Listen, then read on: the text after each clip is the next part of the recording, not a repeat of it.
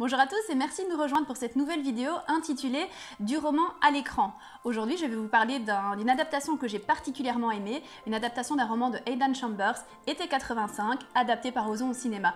Avant de vous expliquer les divergences, les ressemblances et pourquoi j'ai craqué sur cette histoire, je vous propose de découvrir quelques images du film. Faut qu'on parle de ce que tu as fait. Le juge a besoin de savoir pourquoi tu agis de cette manière, et c'est à moi de donner mon avis. Non, ça vous regarde pas. Ça va, mon chéri? Ouais. Mon Dieu, mais qu'est-ce que tu lui as fait? Maman, ça chavirait, c'est tout, c'est rien. Un bon bain chaud, c'est tout ce qu'il te faut. Allez! Avec ta mère, vous faites ça à tous les mecs qui chavirent. C'est que c'est ma première fois. Hein. Tu te détends, tu résistes jamais au mouvement. Tu te laisses aller. Fait plaisir à voir tous les deux. Salut beau mec. Toi et moi, on a des milliers de balades à faire ensemble. On se connaît que depuis ce matin. Mais pourquoi perdre du temps? On est tous mortels. À cet instant précis, il n'y avait rien au monde que j'aurais pu lui refuser. Je voulais passer tout mon temps avec lui. Et pourtant, quand j'étais avec lui, cela ne me suffisait pas non plus.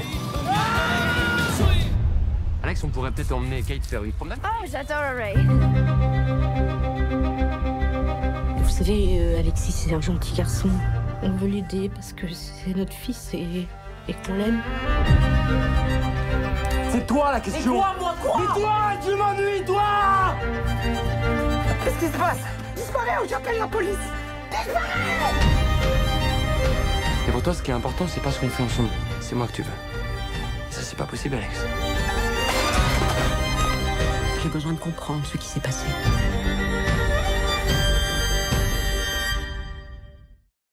Si vous faites partie de ceux qui sont toujours déçus par l'adaptation sur grand écran d'un roman que vous avez aimé, je peux vous dire qu'ici, le roman d'Aidan Chambers est parfaitement retranscrit à l'écran par François Ozon. Il faut savoir que François Ozon est tombé en amour de ce livre lorsqu'il était lui-même adolescent et on comprend pourquoi il a voulu le transposer maintenant sur la grande toile blanche. Alors il faut savoir que bien sûr, il y a quand même des petites différences par rapport au roman. Aidan Chambers étant un écrivain anglophone, les personnages dans les livres s'appellent Henry et Barry et ils sont renommés ici par François Ozon, Alex et David. Alors bon, les petites différences ne changent rien en fait à l'intrigue principale. Ce n'est pas dans le même lieu, c'est en Normandie pour ce qui est du film et c'est en Angleterre pour ce qui est du roman. Les autres protagonistes sont bien sûr renommés différemment, mais les rencontres sont exactement les mêmes et l'influence des uns par rapport aux autres reste identique. Alors moi j'ai vraiment été bluffée, comme je vous l'ai dit tout à l'heure, par la retranscription des dialogues, parce que si vous prenez le roman et que vous transposez ça avec les dialogues du film, vous verrez que ça se colle parfaitement à la virgule près, à la respiration près.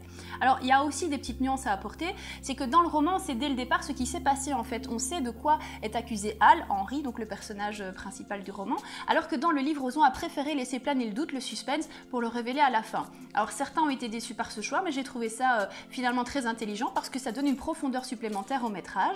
D'autres petites différences, c'est qu'ici, les sentiments de Henry, Hal, qui, dans sa renomination, sont beaucoup plus transcrits, donc on mesure beaucoup plus la détresse du jeune homme, la façon dont il est tombé amoureux, les bouleversements intérieurs que cela a provoqué. Ça l'est dans le film d'Ozon, mais de façon, disons, plus intuitive. C'est plutôt dans les regards et dans les attitudes des protagonistes qu'on le découvre.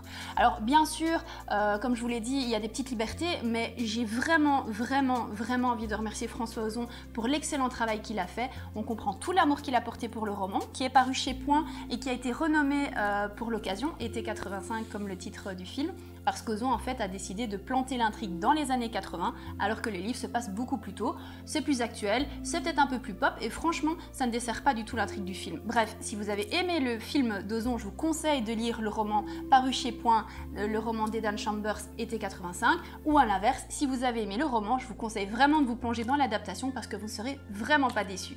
Allez, à très bientôt pour une autre rubrique d'un roman à l'écran.